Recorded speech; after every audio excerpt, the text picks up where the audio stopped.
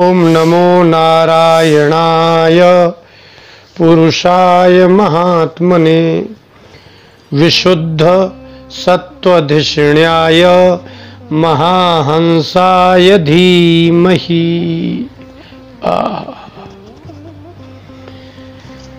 सारे संसार को आप देख रहे हैं, पशुओं का पक्षियों का उपयोग भी कर रहे हैं। जो दूध देते हैं उनका उपयोग, जिनका दूध आप पी सकते हैं, गाय है, भैंस है, बकरी है, इनका भी संग्रह आप करते हैं।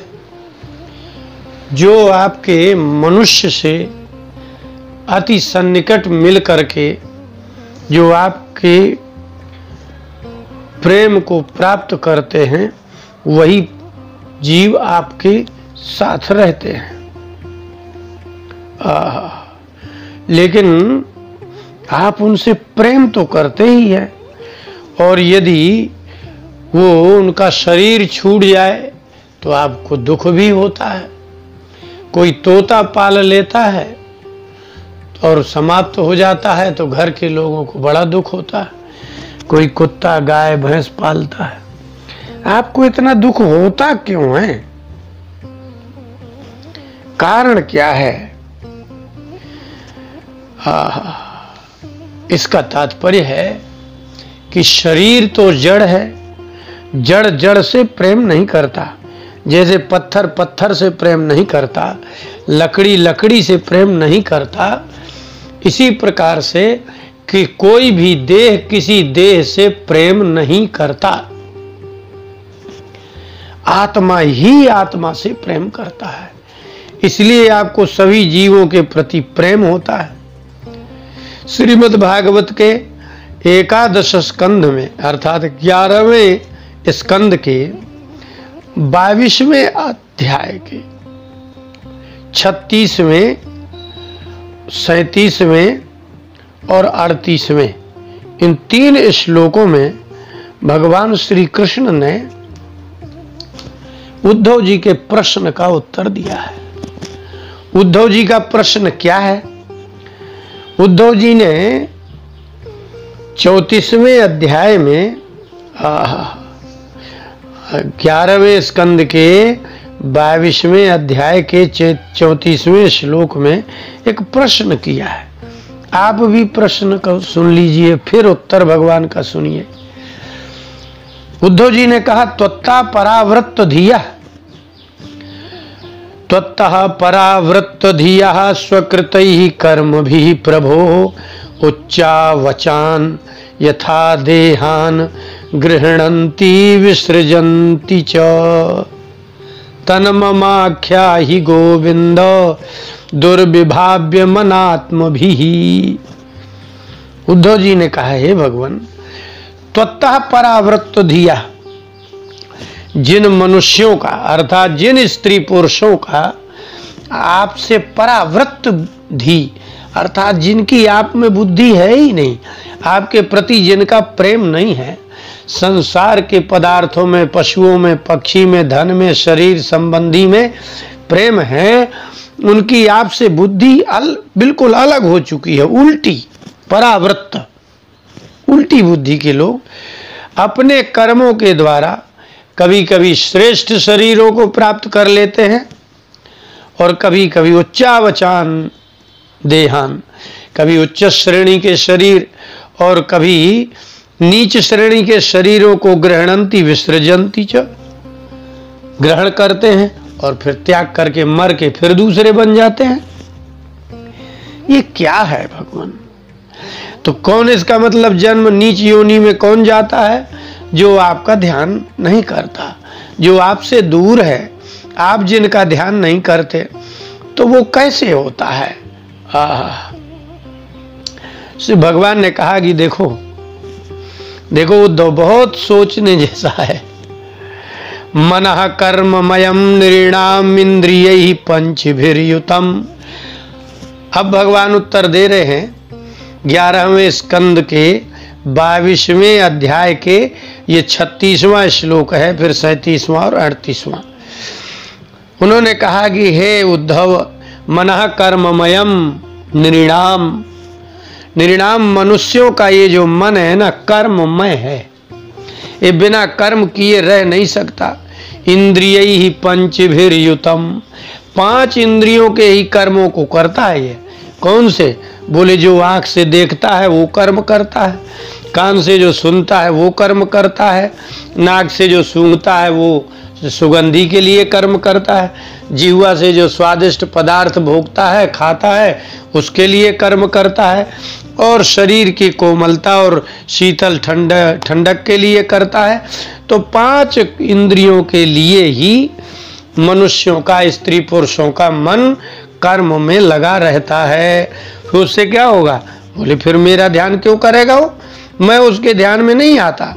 उच्चा वचान ये प्रश्न था कि भाई नीचे ऊंची योनियों में जाता है। बोले हाँ, लोकात लोकम प्रयायन प्रयात्यन्य आत्मा तदनुवर्तते। आत्मा इस कर्ममय मन और 5 इंद्रियों से जो कर्म किया जाता है, तो आत्मा तदनुवर्तते, आत्मा उस कर्म के पीछे चलता है। तो लोकात लोकम प्रयात्यन्य, तो ये जीव, ये जो मनुष्य हैं, स्त्री पुरुष हैं, जब अपनी देखने, सुनने, सूंघने, चखने, खाने और शरीर के सुख के लिए मन के अनुसार कर्म करते हैं, इसलिए एक लोक से, एक योनि से दूसरी योनि, दूसरी योनि से तीसरी योनि में जाते हैं, और आत्मा उसके साथ में जाता है। फिर क्या होता है? बोले जब दूसरे शरीर को ग्रहण करता है, तो 37वें श्लोक में कहा, ध्यायन मनोन विषयान दृष्टान वानुश्रुतानथ। ये 5 इंद्रियां हैं। ध्यायन मनः, मन से वो विषयों का भोग का ध्यान करता है, और दृष्टान जो नेत्रों से देखता है, वह अनुश्रुतान अथवा जो कानों से सुनता है, उद्यत फिर उसके लिए प्रयास करता है, सीदत फिर उसके लिए दुखी होता है, फिर वो कर्म तंत्रम, फिर वह कर्म में तंत्र माने बंध जाता है। आपने स्वतंत्र शब्द सुना होगा ना, स्वतंत्र माने स्वयं का बंधन, मुझे कोई कुछ नहीं कह सकता, और कर्म तंत्र माने कर्म के बंधन में। जो देखा है उसके बिना देखे बिना नहीं रह सकता, जो सुना है उसके सुने बिना नहीं रह सकता, जो छुआ है भोगा है उसके बिना नहीं रह सकता। इस प्रकार से उन कर्मों में तंत्र माने बंध जाता है। फिर क्या होगा? बोले स्मृतिस तदनुशाम्यति, फिर उसको जो अपनी स्मृति होती है ना आत्मा को, कि मैं आत्मा हूँ, मैं बुद्धिमान हूँ, मैं कभी मरता नहीं हूँ, मैं ज्ञानवान हूँ, ये सारा विस्मृत हो जाता है। बस मैं स्त्री हूँ, मैं पुरुष हूँ, तो बस देखे खाने के लिए, दिखाए वस्तु के लिए और सुनी सुनाई वस्तु के लिए भागता भागता वो कर्म के अंधकार में घुस जाता है।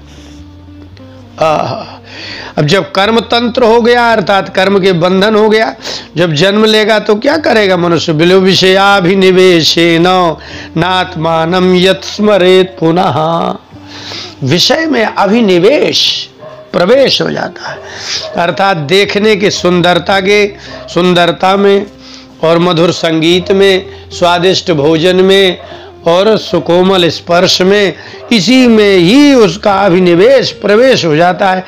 उसी का रात दिन मन में विचार करता रहता है। इस कारण से नात्मानं यत् स्मरेत पुनः, आत्मानं न स्मरेत, फिर वो आत्मा का स्मरण नहीं करता। इसका मतलब है कि आप 2 ही काम कर सकते हैं, ऐसा नहीं है। दोनों काम तो कर ही नहीं सकते आप, कि संसार के पदार्थों का स्मरण भी करें और आत्मा का भी स्मरण हो, ऐसा हो ही नहीं सकता है। फिर भगवान ने उसका फल लिखा, जंतोर वै कस्यचिद् हेतोर मृत्युरत्यंत विस्मृति ही। मृत्यु किसे कहते हैं?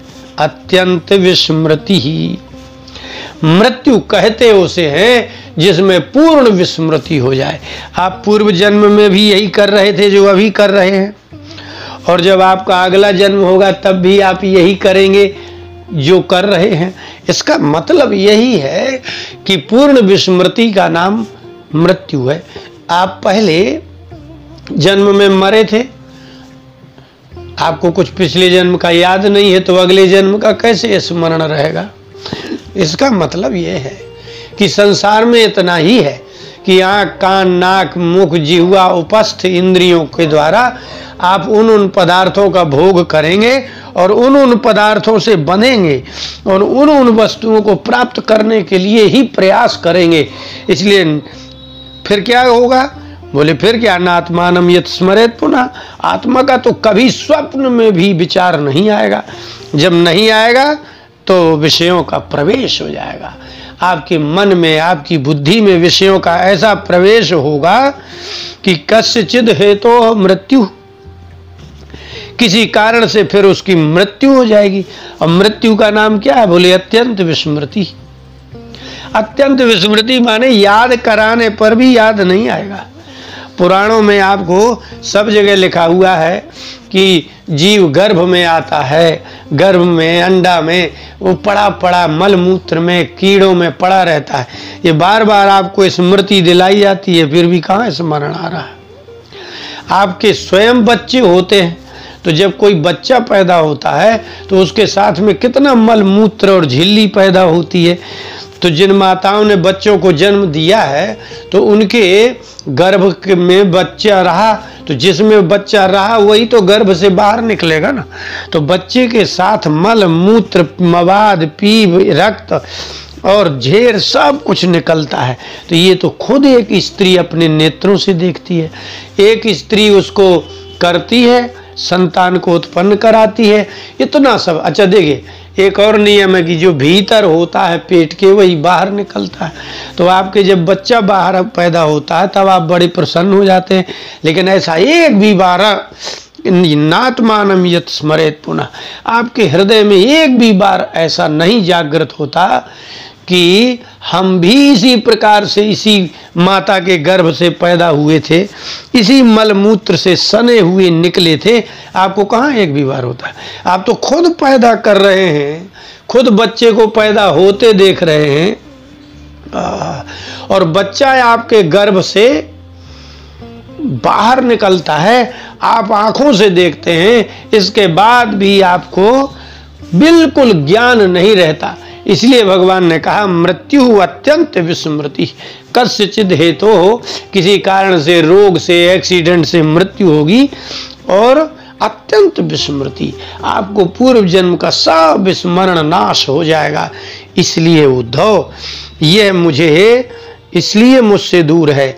यह है मनुष्य मनः कर्ममयम निर्णाम इंद्रिय पंचभिर्युतम। ये आँख, कान, नाक, मुंह, जिह्वा, त्वचा, इन जब तक इन विषयों को नहीं रोकता, जब तक संयम नहीं करता, जब तक इनको भोगता रहेगा, तब तक इसको स्वप्न में भी आत्मा का स्मरण नहीं होगा। आत्मज्ञान तो बहुत बड़ी दूर है बात है। बोलिए वृंदावन बिहारी लाल की।